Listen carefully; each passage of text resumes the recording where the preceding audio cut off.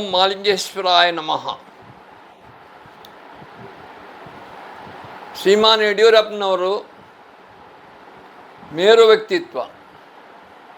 ಅವರು ಮಂಡ್ಯದ ಒಂದು ಹಳ್ಳಿಯಲ್ಲಿ ಹುಟ್ಟಿ ಸಣ್ಣ ಸಣ್ಣ ಕಾಂಟ್ರಾಕ್ಟ್ಗಳನ್ನು ಮಾಡಿ ಆಮೇಲೆ ಶಿವಮೊಗ್ಗಕ್ಕೆ ಸ್ಥಳಾಂತರಿಸಿ ಇಡೀ ಶಿವಮೊಗ್ಗವನ್ನೇ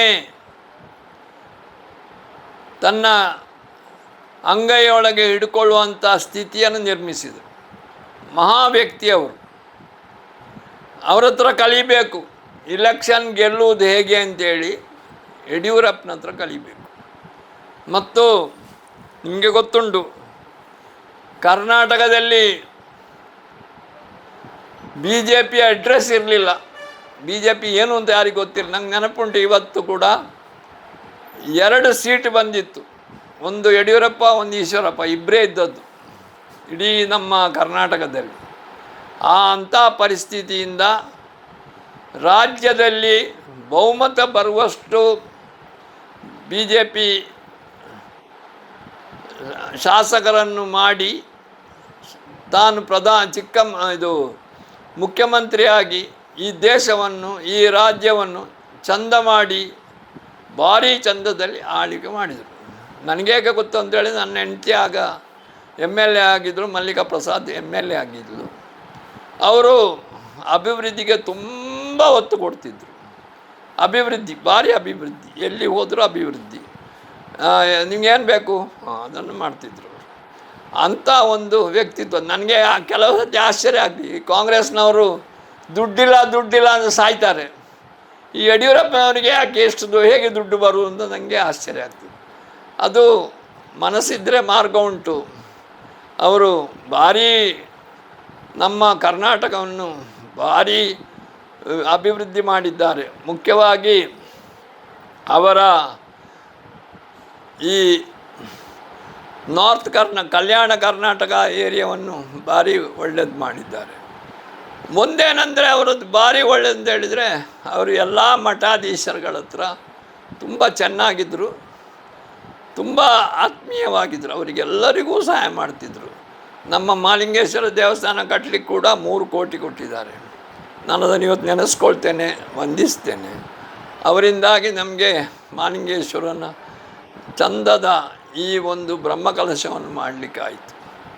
ಆಮೇಲೆ ಅದು ಮಾತ್ರ ಅಲ್ಲ, ಕೇರಳದಲ್ಲಿ ಹೋಗಿ ಕೂಡ ಅವರು ಅನುದಾನವನ್ನು ಕೊಟ್ಟು ದೇವಸ್ಥಾನಗಳನ್ನು ಮೇಲೆ ಬರುವಾಗಿ ಮಾಡಿದ್ದಾರೆ. ಹಿಂದುತ್ವ ಅಂದರೆ ಏನು ಅಂತ ಜನರಿಗೆ ಅರಿವು ಮಾಡಿದವರು ಯಡಿಯೂರಪ್ಪನವರು. ಯಡಿಯೂರಪ್ಪನವ್ರ ಹತ್ರ ಒಂದು ಕೆಪಾಸಿಟಿಯನ್ನು ಅಂತ ಹೇಳಿದರೆ, ಅವರು ಯಾರ್ಯಾರನ್ನು ಎಲ್ಲೆಲ್ಲಿ ಇಡಬೇಕು, ಯಾರನ್ನು ಮಂತ್ರಿ ಮಾಡಬೇಕು, ಯಾವ ಮಂತ್ರಿ ಮಾಡಬೇಕು ಎಂಬುದು ಅವರಿಗೆ ಲೀಲಾಜಾಲವಾಗಿ ಗೊತ್ತಿತ್ತು. ಅವರು ಭಾರಿ ಚೆನ್ನಾಗಿ ಮಾಡಿ ಒಳ್ಳೆಯ ಆಡಳಿತವನ್ನು ತಂದಿದ್ದಾರೆ. ಮತ್ತು ಕೆಲವೊಂದು ಬಾರಿ ಅವರು ರಾಜ್ಯವನ್ನು ಆಡಳಿತ ಮಾಡಲಿಕ್ಕೋಸ್ಕರ ಕೆಲವೊಂದು ಒಡಂಬಡಿಕೆಗಳನ್ನು, ಅಂದರೆ ಇವರು ದಳದವರೊಟ್ಟಿಗೆ ಇನ್ನೊಂದು ಸಾರಿ ಆ ಒಡಂಬಡಿಕೆಯನ್ನು ಮಾಡಿ ಕುಮಾರಸ್ವಾಮಿಯನ್ನು ಮುಖ್ಯಮಂತ್ರಿ ಮಾಡಿ ರಾಜ್ಯವನ್ನು ಆಡಳಿತ ಮಾಡ್ತಾಯಿದ್ರು. ಆ ಟೈಮ್ನಲ್ಲಿ ಅವರು ಸಾಲ ಮನ್ನಾ ಮಾಡಿದರು. ತುಂಬ ಜನರಿಗೆ ಪ್ರಯೋಜನ ಆಗಿದೆ ಅದರಿಂದ. ಅದು ಎಲ್ಲರೂ ನೆನೆಸ್ಕೊಳ್ಬೇಕು. ಯಾಕೆ ಅದನ್ನು ನೆನೆಸ್ಕೊಳ್ಳೋದು ನಂಗೆ ಗೊತ್ತಿಲ್ಲ. ಜನರು ಅವರ ನೆನಪು ಶಕ್ತಿ ಕಮ್ಮಿ.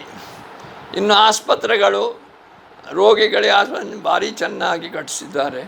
ಭಾರಿ ಒಳ್ಳೆಯ ರೀತಿಯಲ್ಲಿ ಅದನ್ನೆಲ್ಲ ಮಾಡಿದ್ದಾರೆ.